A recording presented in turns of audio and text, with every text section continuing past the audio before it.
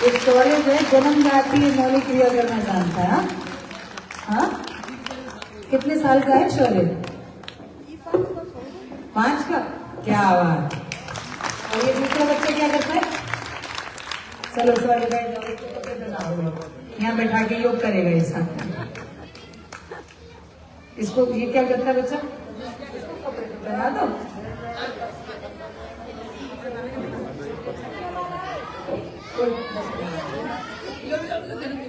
बहुत सुंदर बच्चे परिवार वेरी सुंदर तरीके से। अरे वाह, आप बोलो। अच्छा,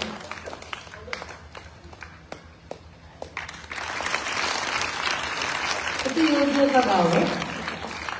आप लोग पता नहीं कैसे वंचित रह गए। अब सब करेंगे। इस बच्चे का क्या नाम है? हेमंत। चक्रासन का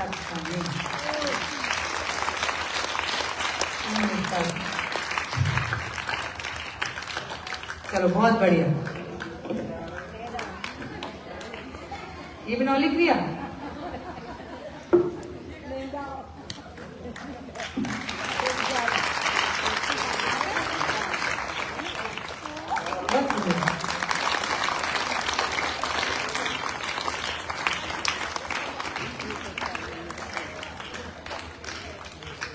चलो बाल योगी तो खूब है अपने गांव में। बहुत सुंदर। अब आप लोग तो करो, चलो बैठो अपनी अपनी जगह पे बैठो सब लोग। आओ जरा ये करें, हाथों के सूक्ष्म व्यायाम। फिर थोड़े से आसन कराएंगे आज आपको। थोड़े थोड़े ऐसे खोलो, हाथ बंद करो, मुट्ठी अंदर, मुट्ठी के अंदर अंगूठा रख करके ऐसे प्रॉपर। ये सारे जोड़ है ना, इनको चलाना है एक एक करके। अभी हमने पैरों के अभ्यास किए, ढाल से नीचे के, ढाल से ऊपर के अभ्यास। अब ऐसे मुट्ठी बंद करके कलाइयां घुमानी है सबके। गोली सीधी रखो, गोली सीधी रख करके ऐसे गहरी लंबी सांस लेते रहो, छोड़ते रहो। तो भाई जो जो लोग अभी योग शिक्षक बनेंगे ना, वो आकर के अपना यहाँ अपना रुचि जी को नाम लिखवा दो, नाम और नंबर। फिर आपको प्रशिक्षण देने की व्यवस्था बनाएंगे हम लोग। फिर आप लोग अभी भी थोड़ा थोड़ा तो सीख ही लिया। और जो युवा हैं, देखो परम पूज्य स्वामी जी महाराज के YouTube चैनल पे जाओ और वहां जाकर के पूरा पैकेज भी है। आपको फोन पे भी समझाएंगे, वैसे भी बताएंगे और यहाँ आकर के सिखाएंगे भी। आदरणीय अपना अमर पुनिया जी इतनी सेवा में लगे रहते हैं और अपना जो है आपका पूरे क्षेत्र में सेवा का एक पूरा प्रकल्प चलता है। परम पूज्य स्वामी जी महाराज के जो मिशन है, परम श्रद्धेय आचार्य श्री महाराज का जो मिशन है, उसको पूरा करने में आप तन मन धन से अपनी सेवाएं अर्पित करते हैं। तो आपके माध्यम से हम इसमें आगे और भी काम आगे बढ़ाएंगे गांव के अंदर। अब ये जब आए हैं तो इतना लाभ तो होना चाहिए कि अपने क्या फलेना गांव के अंदर है ना, फालेन। अच्छा, फालेन गांव के अंदर नियमित रूप से योग कक्षा जरूर चलानी है। चलो ये सूक्ष्म व्यायाम करते जाओ। तो हम एक बात कर रहे थे, क्या बात कर रहे थे कि हमें क्या खाना चाहिए। तो भाई देखो, ऐसा भोजन हम लोगों को करना चाहिए जिस भोजन को हम पचा सके। अब जैसे मैदा है, मैदा को पचाने के लिए 20-22 घंटे का समय चाहिए। और मैदा को इतना टाइम कभी मिल ही नहीं सकता, क्योंकि हमारा भोजन 4 से 6 घंटे के अंदर पेट में पचने के लिए रहता है और फिर उसके बाद पेट से आंत में चला जाता है। तो मैदा 20-30% अगर आप लोगों ने पचा भी ली तो उसके पोषक तत्व तो हमें मिलेंगे नहीं, तो फिर फायदा क्या है। तो ऐसी चीजों को खाना कोई बुद्धिमत्ता नहीं है जिनको हमारा पेट पचा ना सके, बल्कि बुद्धिमत्ता इस चीज में है कि हम वो खाएं जिससे हमारा पेट अच्छे से पचा सके, 80, 90, 100% तक पचा सके। तो चलो इसको समझेंगे कि हमें क्या खाना चाहिए, कब खाना चाहिए, कैसे खाना चाहिए। भोजन के नियम को समझेंगे एक एक करके सब लोग। सबसे पहले आटे के नियम को समझते हैं, रोटी के नियम को। तो देखो, रोटी हमें सिर्फ गेहूं के आटे की नहीं खानी चाहिए। जो परंपरागत रूप में अपन खाते थे ना, मिला जुला अन्न, ऐसे ही करना चाहिए। हमारे शरीर को गेहूं भी चाहिए, हमारे शरीर को चने का पोषण भी चाहिए, जौ का भी चाहिए, बाजरे का भी चाहिए, मकई का भी चाहिए, रागी का भी चाहिए, सब प्रकार का पोषण चाहिए। तो इसीलिए जो ऋतु के अनुसार फसल होती है उसके अनुसार मेला जुला अन्न प्रयोग करना चाहिए। और जिनको डायबिटीज है, शुगर, वो क्या करें, वो गेहूं के आटे में जौ का और चने का आटा मिला करके उस आटे की रोटी बना करके खाएं। और ऐसे बाजरा भी चाहिए हमारे शरीर को। तो एक तो ये नियम याद रखना है हम लोगों को। फिर उसके बाद आटे के संदर्भ में दूसरा नियम क्या याद रखना है, कभी भी ना आटा, जैसे अपने यहाँ पहले क्या होता था, दरदरा आटा पिसवाते थे। इस विषय में कल बात हुई थी हमारी, नहीं हुई थी ना? हाँ, तो दरदरा आटा पिसवाते थे। वो दरदरा मतलब कि आप हाथ पे लो तो उसके दाने महसूस होते थे। तो मोटा आटा, पतला नहीं, मोटा आटा हम लोगों को खाना चाहिए, पतला आटा नहीं खाना चाहिए। तो उसमें फिर क्या करना चाहिए, हम लोगों को ये याद रखना चाहिए कि जब भी हम आटा पिसवाने के लिए अपना गेहूं देते हैं या जो भी अपन अन्न देते हैं, अपन बोलें कि भाई हम लोगों को मोटा चाहिए और छानना नहीं है उसको। वो जो छानस है वो फाइबर है और वो पेट के पाचन में सहयोग करती है और मल को बांधती है। और तीसरी चीज क्या है, देखो पहले अपन ताजा बनाते थे, ताजा खाते थे। ये आजकल सब जगह फ्रिज पहुंच गए, अपने गांव में भी पहुंच गए और हम लोग फ्रिज का यूज जानते नहीं और दे धड़ाकर बस यूज कर रहे हैं। अब होता क्या है, क्या करते हैं, आटा भी फ्रिज में रख देते हैं। और कुछ तो इतने ज्यादा मक्कार हो गए हम लोग अपने जीवन में कि एक एक हफ्ते का आटा मल करके फ्रिज के अंदर रख देते हैं और फिर उसकी काली काली रोटियां खाते रहते हैं। बताओ, क्या भगवान ने हमें हाथ पैर दिए हैं, बुद्धि दी है, इस बुद्धि का प्रयोग करें, हाथ पैर का प्रयोग करें, ताजा बनाओ, ताजा खाओ। भाई आटा मलने में टाइम कितना लगता है बताओ जरा, 2 मिनट। उसमें भी हम अगर आलस से प्रमाद कर रहे हैं तो फिर हमारा स्वास्थ्य बचेगा कैसे? डॉक्टर के पास जाकर के लंबी लाइन में खड़े हो सकते हैं और फिर हजारों रुपए पैसे खर्च करके टेस्ट करवाते हैं।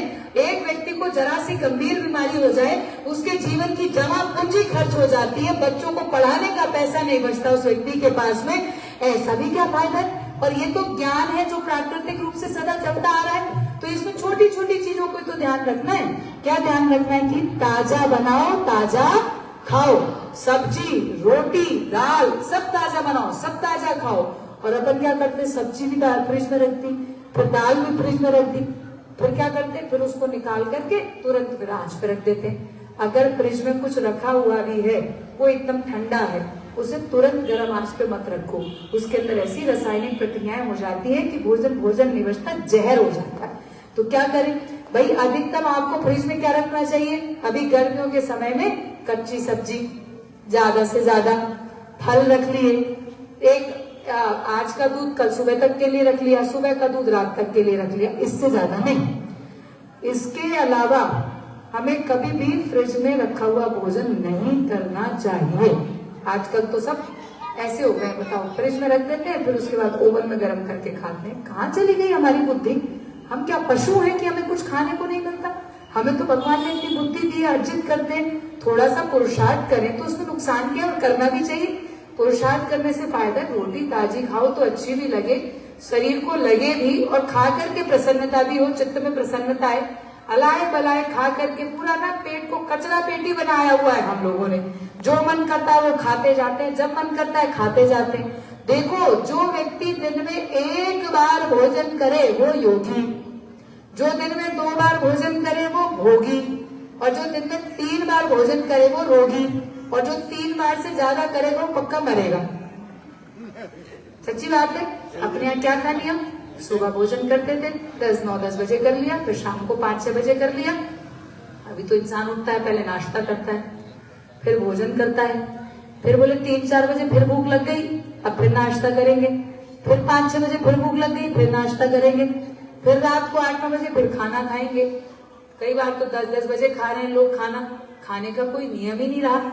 और फिर उसके बाद रात को दूध भी पिएंगे, और चाय तो अलग ही हो गई। नमकीन बिस्किट जब मौका लगे तब कचर कचर पेट में मुंह चलाते रहे। पर पेट की तो देख लो, ये बेचारा पचा तो नहीं सकता, इसकी भी तो समझो, इसलिए इस पे रहम करो।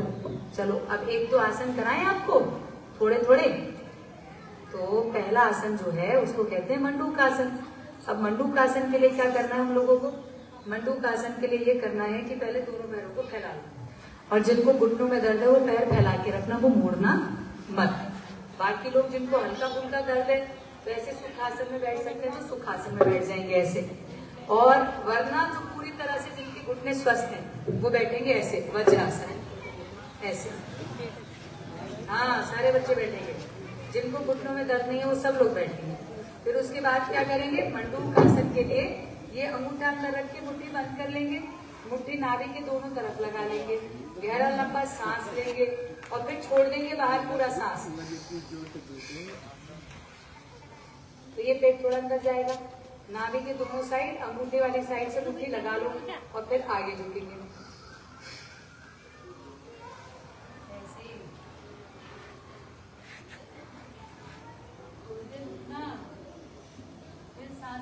वापस आ जाओ। अभी तो मैंने आपको थोड़ा सा रुकवाया, भी रुकवाओगे थोड़ा, क्योंकि आसन में जब रुकते हैं तो आसन का पूरा लाभ रहता है। चलो एक बार और करते हैं इसे।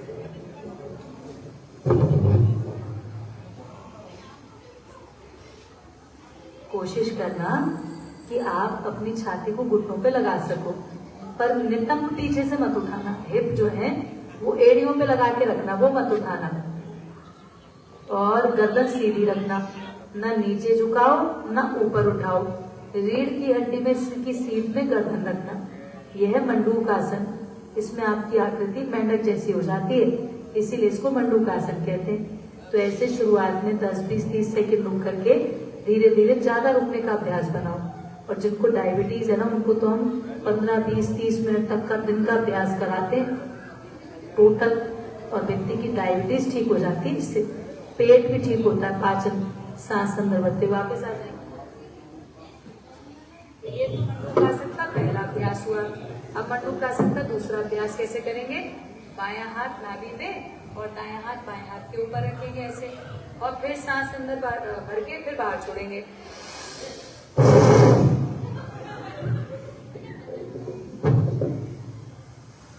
फिर आगे झुक जाएंगे ऐसे। पहले मुट्ठी रखी थी, अब हथेली रख दी। इसको बोलते हैं मंडूकासन का दूसरा अभ्यास है ये। तो जिनको भी गैस की, कब्ज की, एसिडिटी की, अपचन की समस्या रहती है, उसमें ये बहुत अच्छे से लाभ करता है। इसके साथ महिलाओं में गर्भाशय की समस्या में भी लाभ करता है ये मंडूकासन का अभ्यास। चलो अब सांस अंदर भर के वापस आ जाएंगे। ये तो हुआ मंडूकासन।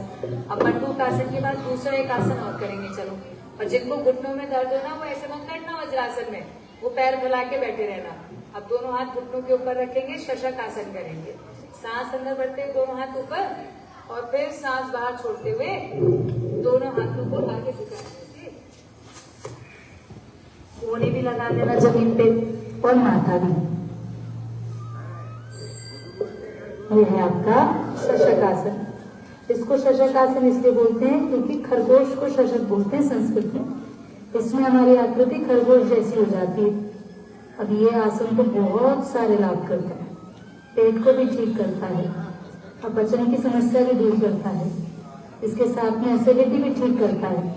ये हमारे हृदय के लिए भी अच्छा है, ये हमारे दिमाग के लिए भी अच्छा है, ये हमारे ब्रेन की पावर को भी बढ़ाता है, ये हमारी कंसंट्रेशन पावर, एकाग्रता को भी बढ़ाता है, ये हमारी आंखों की रोशनी में भी लाभ करता है, ये एलर्जी की समस्या, साइनस में भी लाभ करता है, ये थायराइड के लिए भी अच्छा है। अब बताओ, दुनिया में कौन सी दवाई होगी जो इतने सारे लाभ करे बिना किसी नुकसान के। बस सावधानी उनको रखनी जिनको कमर दर्द है, जैसे कि पहले भी बताया कि कमर आगे नहीं झुकानी, थोड़ा बहुत झुका सकते हैं जितने में आपको दर्द ना हो। चलिए सांस अंदर भर के वापस आ जाएंगे। ये हुआ शशक आसन का अभ्यास। अब एक और करते हैं, जरा दोनों पैर आगे खोलो। हाँ, मेंढक बन गए, खरगोश बन गए। अब करेंगे वक्रासन। ये वक्रासन जो है ना, बगुला बन गया। चलो दायां पैर मोड़ो। देखो, प्रकृति हमें बहुत कुछ सिखाती है, और प्रकृति से सीखने को मिलता है कि इनके अलग अलग अभ्यासों से अलग अलग अंगों पे दबाव पड़ता है, उनकी मसाज होती है, और मसाज होकर के उन अंगों के अंदर ब्लड सर्कुलेशन बढ़ता है, उनके अंदर जो गति बढ़ती है, तो उन अंगों में जो भी समस्या आ रही होती है वो दूर होती है। अब दायां पैर मोड़ लिया, खड़ा करके रखेंगे। अब दायां पैर मोड़ लिया तो दायां हाथ पहले पीछे रखो, और ये जो बायां हाथ है इससे बायां घुटना पकड़ना है पर दायां घुटना दबाना है पेट की तरफ। ये घुमा कर ऐसे, कोनी यहां रखो, कोनी घुटना ऐसे मत रखो, घुटना रखो ऐसे, ऐसे कोनी रखो, फिर इसे घुटना पकड़ लो। अम्मा वही वाला हाथ पीछे, ये वाला हाथ पीछे रखो। हाँ अब करो, अब ऐसे लाओ और फिर दाएं कंधे के ऊपर से मुड़ के पीछे देखो। बड़ी बात थोड़ी थोड़ी। शुरुआत वाला हाथ पीछे रखो, रखो रखो, वही वाला। हाँ हाँ बहुत बढ़िया। अब ऐसे थोड़ा सा ऐसे कर दो, आएगा आएगा ये। एक बार जाकर के सबका अभ्यास हो जाएगा। हाँ बन गया, सरल है, ज्यादा मुश्किल नहीं है। अब इससे किडनी भी ठीक होगी, इससे लीवर भी ठीक होगा, इससे पेट भी ठीक होगा और इससे कमर दर्द भी ठीक होगा। बनी बात? चलो वापस आ जाएंगे। अब फिर से पैर आगे फैला लेंगे। अब बायां पैर मोड़ो, ऐसे बायां पैर मोड़ लिया। अब बायां हाथ पीछे रखो, बायां हाथ यहाँ रखो पीछे, दाएं हाथ से ऐसे दबा पेट की तरफ। अम्मा वही वाला। हाँ अब ये ऐसे नहीं पकड़ना, अभी ऐसे पकड़ा, ऐसे पकड़ो। हाँ अब पीछे देखो,